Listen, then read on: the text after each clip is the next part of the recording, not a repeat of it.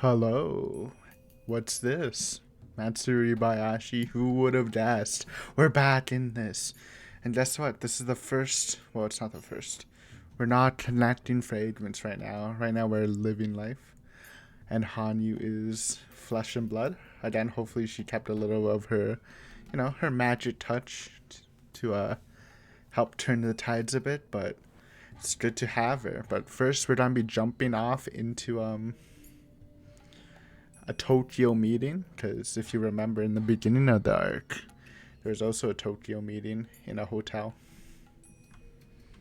So let's go. Let's just jump into it. スピーチあと一人で乾杯に入ります。準備できてるね。後方 OK です。内部全然聞こえないんで、スピーチが終わるタイミングでコールをお願いします。いいかい。各宅にビールは10本ずつだよ。ちゃんと自分の縄張りにスムーズに運んでね。Young waiters with bow ties got bottles of beer ready for a toast. So this is actually a mimic of the scene we saw earlier. Because I remember, I didn't forget, dude. I was like, what the heck? Why are they toasting with beer at a fancy hotel party? It's still kind of weird. There are several dozen tables with white tablecloths on them in the banquet room. Approximately 8 people are sitting at each table, so there are at least a few hundred people there. The banquet room is teeming with excitement. There are many plates with different kinds of food on each table. A sushi platter, a sashimi platter, a fruit platter. Also along the wall, there are cooks ready to serve fresh sashimi. All the guests appear to be well-mannered gentlemen, and obviously there are notable people from different fields. The huge and beautiful chandelier above them clearly tells that this hotel holds a status good enough for those famous people. An elderly gentleman is giving a long speech on the stage before making a toast. Usually people don't like such long speeches, especially if it's before a toast. But the guests are actually excited with his speech. Well, maybe fervor was a pleasant way to put it. It was probably more accurate to say their excitement was bizarre. Anyway, Japan accepted the demand for unconditional surrender, and the day they did, the Pacific War ended. In other words, even if they had to take care of further businesses, the war ended that day according to the international law, and from that day on, there was peace. Therefore, if any troops invaded Japanese land during that peace, that would be an encroachment against Japan. No matter what the Soviet Union says, the Northern Territories are Japanese land, and it should be clear to everyone that they invaded illegally. Hear, hear. And now they want to settle by returning a mere 2 islands to us? Who do they think they're kidding? Listen, Habome, Shikotan, Kunashir, and Iturup are Japanese territories. See, I have no idea about any of this besides what they told us earlier in the arc. Their total area is equal to an entire prefecture. I think this is different, actually. It was like the whole beer stuff before was the same, but I don't remember this exactly. I remember like a guy aiming for prime minister was talking about the schools and stuff. But I think this is different now. What would you think if the Soviets invaded and occupied one of our prefectures? Would you settle for just giving up half the prefecture back? Or getting half the prefecture back? No, you wouldn't. You'd have the entirety returned to you. Yet the Soviets are brazenly sitting there, claiming vested rights to the land. This is no joke. We must strongly oppose this to the bitter end. Return all the northern islands. Our nation must demonstrate unwavering resolve on that point. Thunderous applause filled the banquet room. All the gentlemen agreed and expressed that they felt the same way by cheering him on. In all that hubbub, there were two people standing by the wall who didn't seem to fit with the rest. They were wearing sharp-looking suits. What is this sound? Not complaining though. I'm complaining. It's a little loud. I don't think the bars show it's that loud, but for my yeah, did the volume raise of it? We'll put it down a few notches. Must have shot up from something I did. Probably with the whole Tokyo Dark thing. That game, recording that game has been it's been a bit of trouble.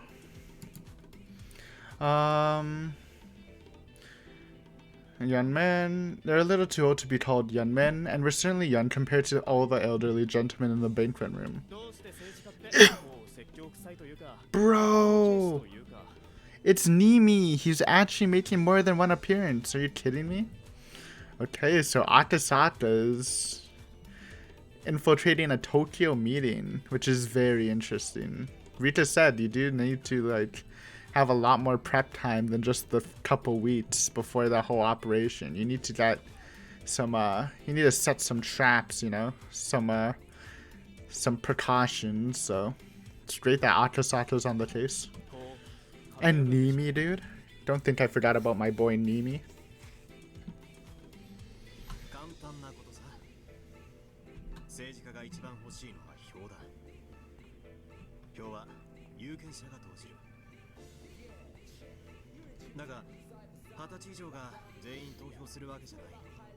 It's true. You know, I'm gonna say a sad truth. You know, I'm only 23, so I've only had the chance to vote on federally once, provincially once, and I want to say like local once. I feel like one of them might have been twice, but I don't remember. But for two of them, I totally forgot they were happening until like someone at dinner's like, "Hey, did you vote?" And I'm like, ooh. And then one of them, I was just like, yeah, I don't really care enough. I don't know. I know people should vote, but when someone like me who's not informed on anything, I don't really like see the need to vote because I wouldn't. Because then I don't really know anything about any political stuff, right? So most of the time it was just me forgetting.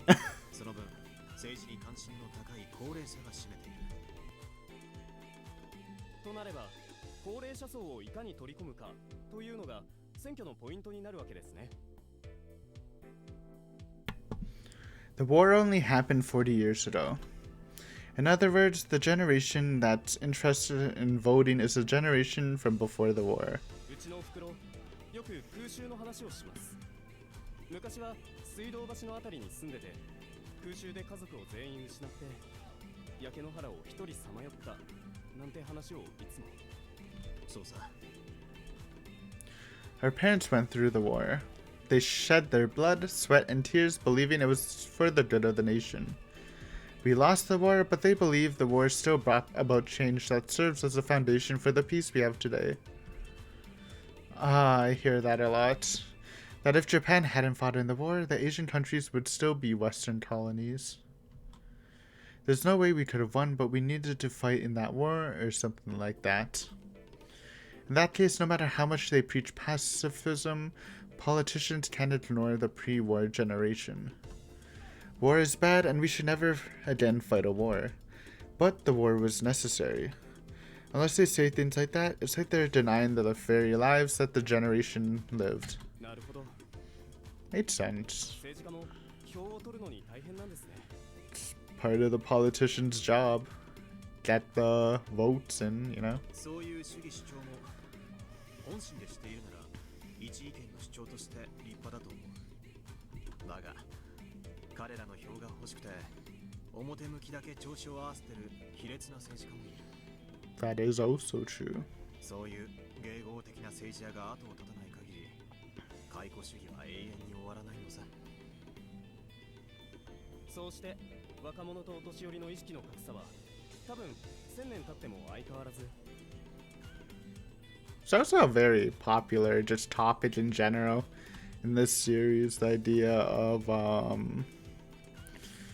like the older generation keeping their mark on the newer generation, usually depicted in like a negative way, which is interesting. I mean, again, it's different for Canada, which literally doesn't really have much of a a black spot in their history, so can't fully like understand the situation. And I think we talked about it a bit in countries that had like some pretty bad stuff going down, like in Germany and stuff, like how to tackle the issue of the past and stuff.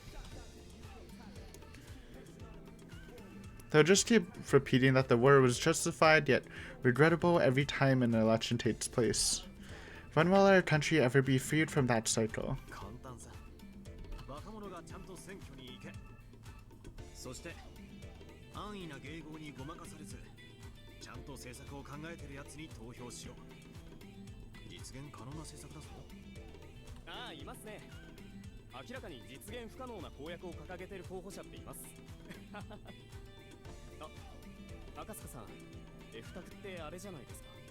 あのご婦人だな。行くぞ。Takana? The speech had ended, and the elderly gentlemen were giving the man on the stage a standing ovation. The two men walked through the crowd and approached the old lady in a kimono. Okay, it's not Takana. Ori? はい、 Not Ori. 私ですけれども、どちら様ですか？ Random old lady. 昨日お電話で約束させていただきましたものです。赤坂と申します。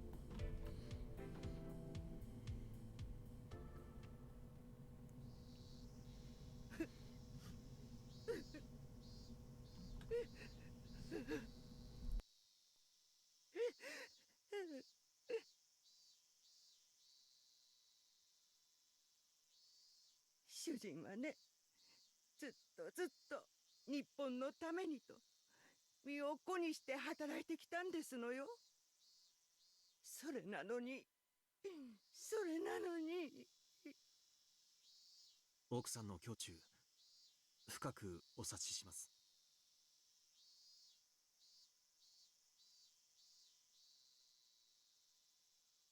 Oops. Nobody could remember if there had been a donation or not, so a handful of politicians were questioned.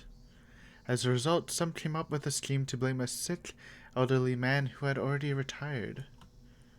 With only a short time to live anyway, he was the perfect fit for them. The elderly man had already been sick in bed, and the shock of his friends betraying him had taken away his will to live. The only thing his wife could do was to simply watch him suffer. She kept crying while telling the man about her husband's achievements. ご主人の無実が間違いなければ、必ずや裁判官は正義の判決を下すでしょう。 We need some evidence. I mean, I guess the evidence would just be in his achievements. 大丈夫です。濡れ衣は必ず晴らせます。そんなのは分かっています。だって無実なんですから。でもね、判決が出るまで主人は持たないんです。お国のためにとあれだけ働いてきて、こんな気持ちで死ねなんてあんまりじゃないですか。あれじゃあ死んでも死にきれません。 Akasaka nodded and tried to find the right words to say to her. His colleague rummaged through a pile of paperwork behind him. The papers were filled with fine print, and it would be hard for an onlooker to tell exactly what they were. However, the way he was looking at them made it very clear that they contained something important. 赤坂さん、こいつはすごい資料です。金の動きが完全に網羅されてます。 Akasaka gave him a signal to remind him that this wasn't the place to be looking through those documents. 奥さん、この他には書類束のようなものはありませんね。ええ、主人の金庫に入っていた文書はそれどうかそれで恩知らずな連中に一泡吹かせてやってください。あれだけ主人に世話になっておきながら。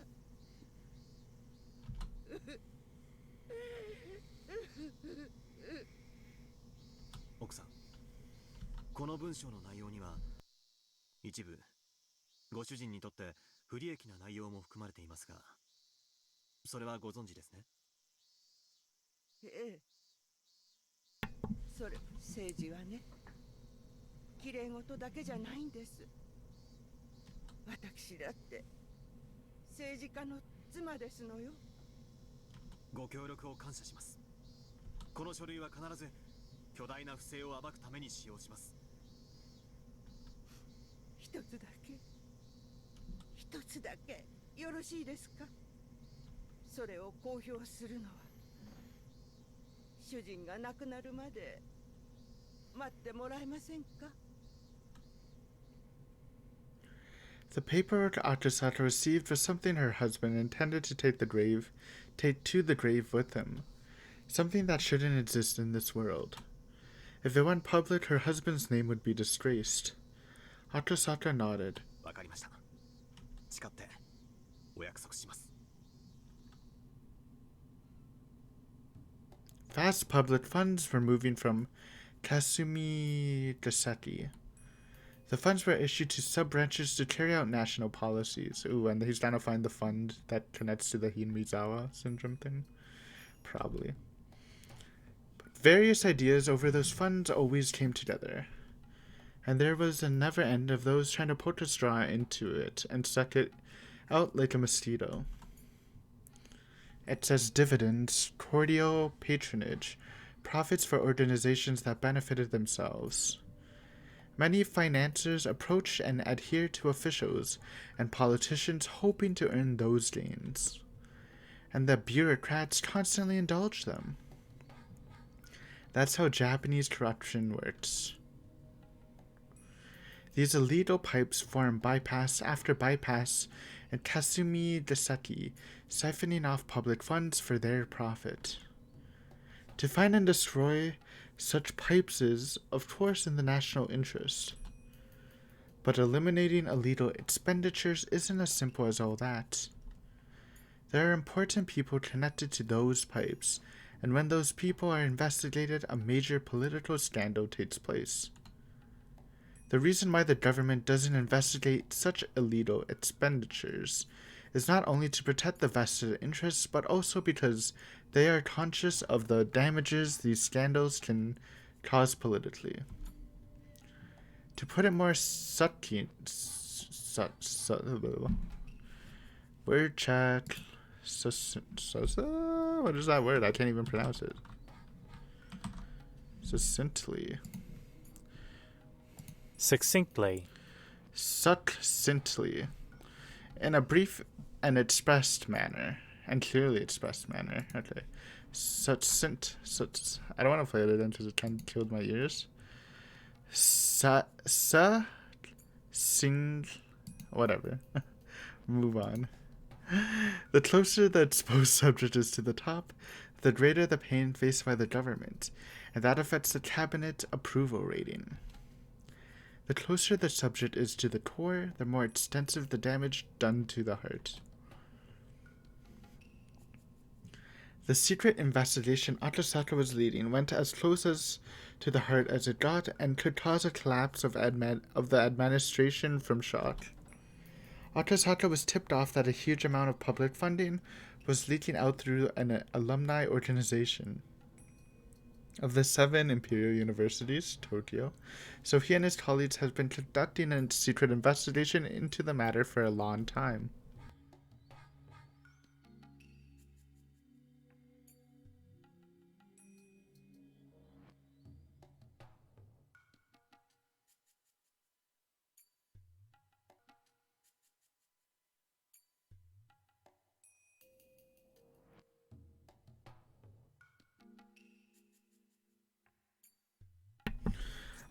His target was tightly knit, but he learned the wife of one of the organization's senior members bore strong resentment toward them after her husband was made their scapegoat and he managed to contact her.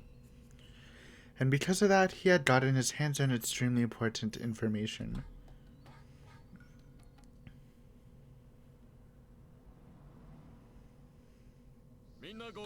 Kano. だいぶ外堀が埋まってきたようだね。特に赤坂君が入手した資料は相当ショッキングなものだよ。随分苦労したでしょう。お疲れさん。Remember, this is past, so Atasato's not a full karate master yet. He's not honing his senses or super serious, I assume, yet. The small meeting room was filled with boxes that were, in truth, filled with documents.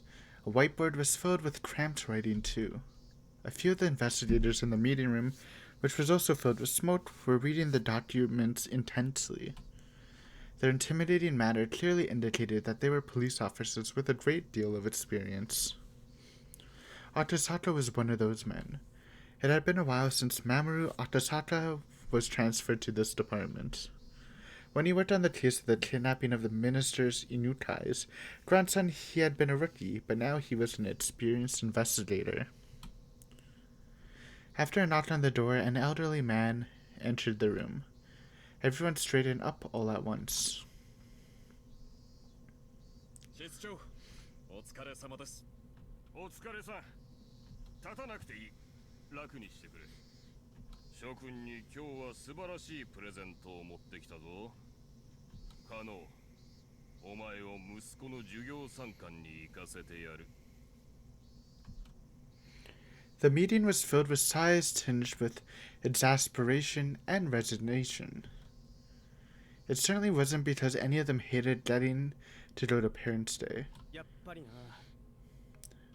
そろそろ頃合いだと思ってたんですよ。くそ。Akasaka's colleague complained. They had been so close to getting to the root of this issue, they had such strong evidence. Are they being shut down? Akasaka, on his part, wasn't too disturbed. This had happened several times in the past, and considering how hot the documents he obtained were, it was easy enough to predict. The case was suddenly transferred to another department. Yeah.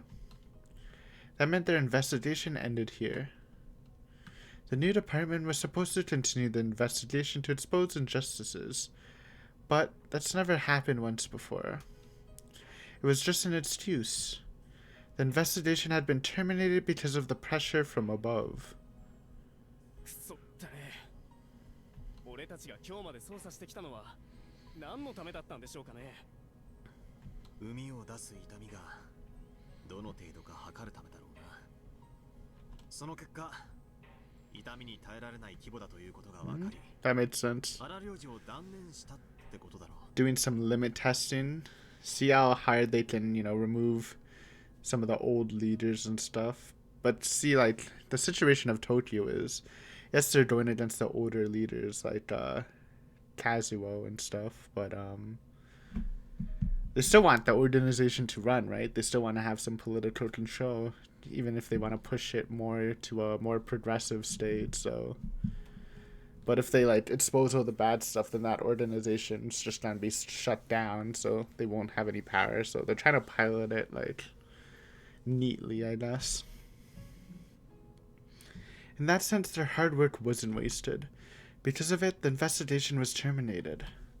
Akasaka understood that, but his colleague wasn't yet mature enough to understand. Don't worry, Nimi. One day, I know, you're gonna be a superstar. Of course, Akasaka's sense of justice was displeased by this.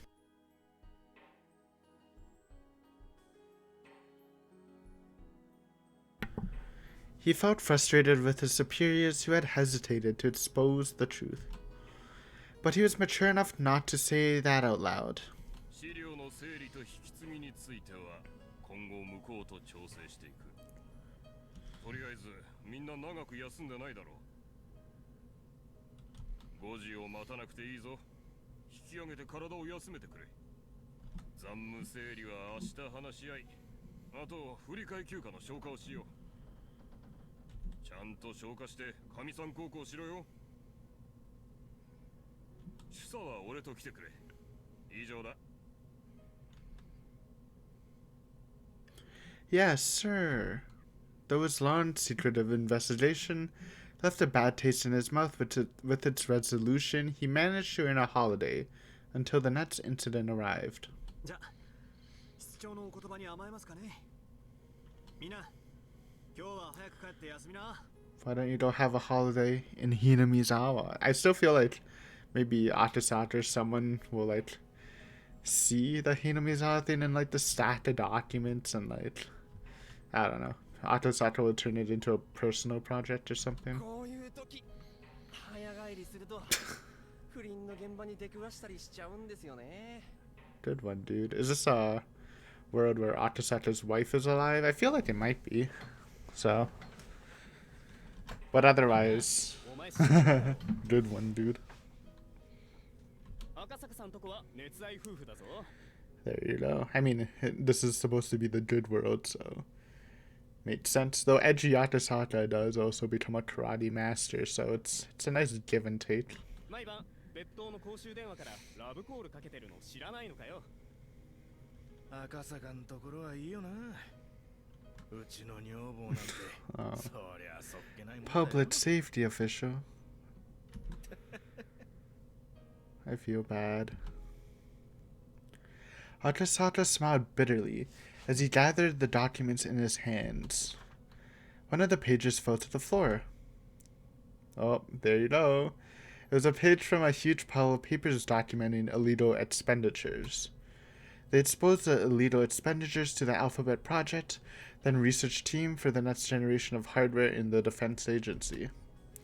It was entirely possible that this project was created in the first place for the purpose of funneling these illegal expenditures. When he saw that paper, one thing caught Atasaka's eye. He picked it up, looked at it, and tried to remember. Remember the drums. It was a list of people who illegally received public funds. It was also a list of retirees who were still very much in love with the money. There should have been no connection between those people and Akasaka. However, there's one thing that caught his attention. 入江診療所。 As soon as he said it, all sort of memories resurfaced. Yes, the Erie Clinic. When he was working on the case of Minister Inukai's grandson abduction, he got into a scuffle with the suspects and became injured. He was also taken to the local clinic. As he recalled, the name of the clinic was the Erie Clinic. He started to remember one thing after another. His very first experience with wading into the muck. It was burnt into his mind like a fresh memory, and he could vividly recall everything that happened. His daughter was about to be born, and he really didn't want to go to Hinamizawa. He met Oishi, who taught him a lot of important things. He also met a girl in that village. Her name was, yes, Rika Frude.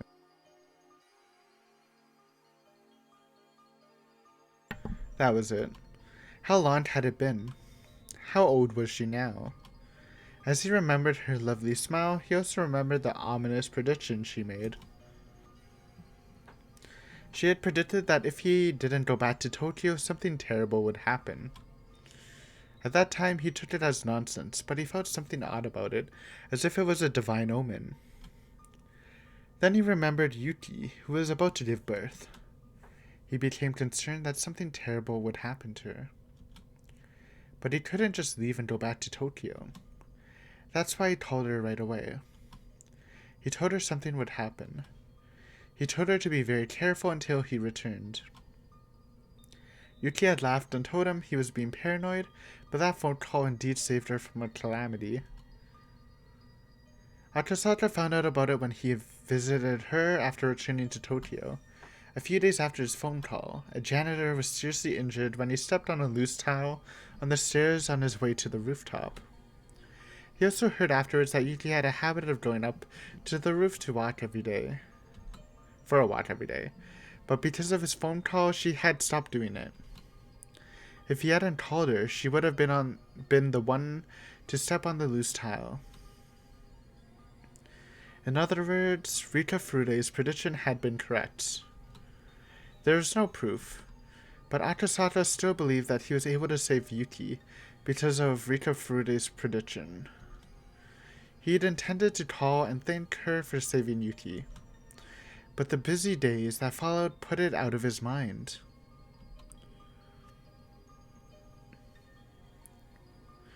Rita-chan. He wondered if she was still doing well, if she was still smiling.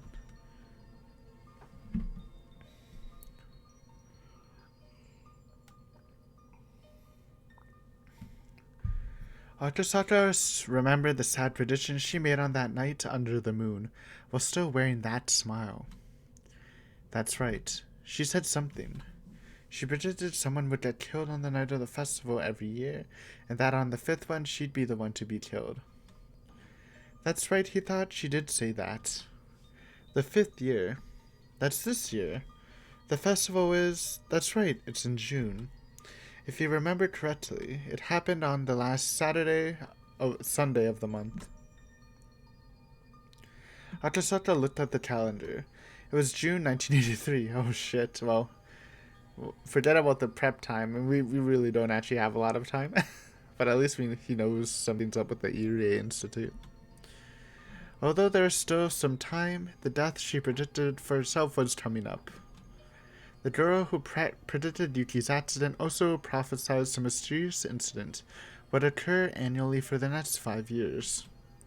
If they'd actually been happening, then it would happen again this year.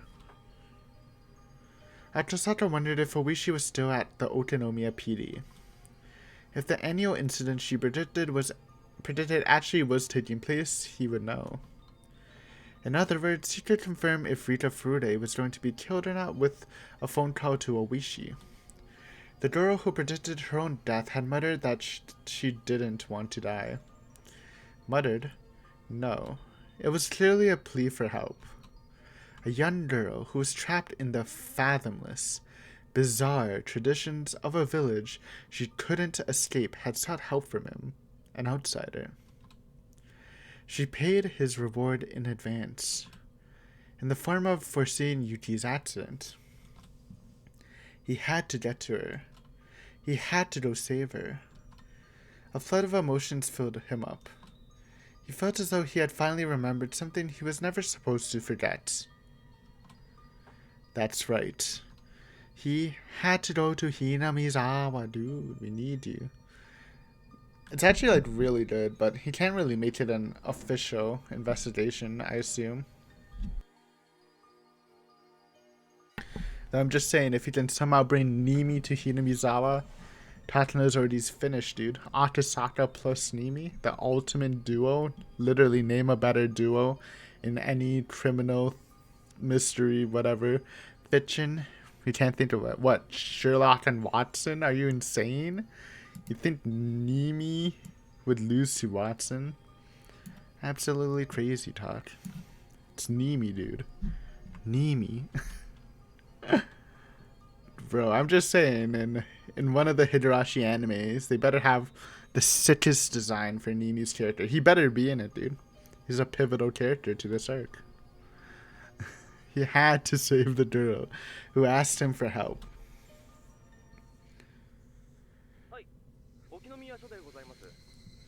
Oishi. すみません。そちらの刑事課に現在も大石クラウド氏は在籍されておりますでしょうか。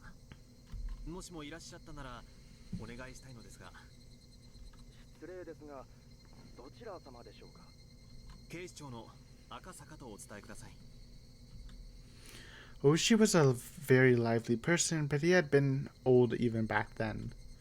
Maybe he had already transferred somewhere else, or maybe he'd since retired. Hey, you're just on time. But if he was still there, he'd be happy to hear from Akasaka. He sure had a unique laugh. Oh, do it. Do it. Oishi's... Wait, no, it's different. Dude, they didn't bring back the old Oishi theme music from Himatsubushi. Now that was a bop, but... You know, I can get down with this too. 東京の警視庁からですよ。東京？そりゃまた遠くからはるばるどちら様ですかね。はい、もしもし、大石です。こりゃ懐か This sounds actually a pretty good bop. I'm Jamie. Dude, they have a lot of light-hearted bangers in this art so far. Usually, like, a lot of the songs I like are either like super sad or like, you know, the drum song, the hype songs. But these are just, they're friendly bops is a good way to put it.